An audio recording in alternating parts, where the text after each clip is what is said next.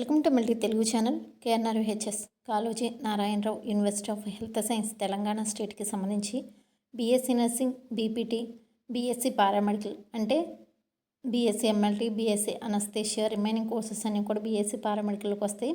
So వీటికి సంబంధించి first, second, third phase ఉంటాయా లేదా ఫోర్త్ ఫేజ్ కూడా ఉంటుందా అనేది కొంతమందికి ఉన్న డౌట్ అనమాట.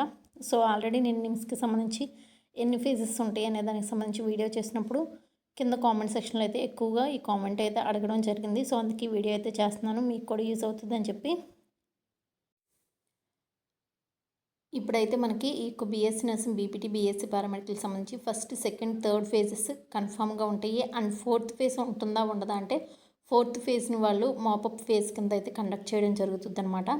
So fourth phase mop up phase కింద అయితే ఉంటుంది. అండ్ నెక్స్ట్ ఒకవేళ ఇన్ కేస్ ఇంకా సీట్స్ మిగిలితే వాళ్ళు ఎడిషనల్ మాపప్ ఫేజ్ కూడా కండక్ట్ చేయడం అయితే జరుగుతుంది.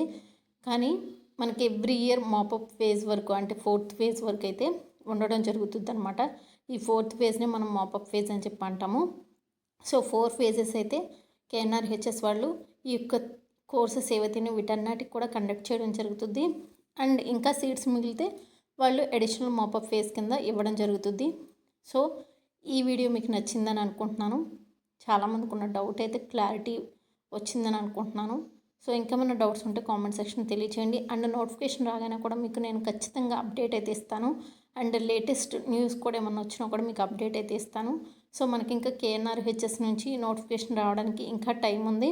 సో మనకి అక్టోబర్లో అయితే కేఎన్ఆర్హెచ్ఎస్ నుంచి నోటిఫికేషన్ అయితే రిలీజ్ చేసే ఛాన్స్ అయితే ఉంది. సో ఈ వీడియో ఇన్ఫర్మేటివ్ లైక్ చేయండి, షేర్ చేయండి అండ్ థ్యాంక్ యూ.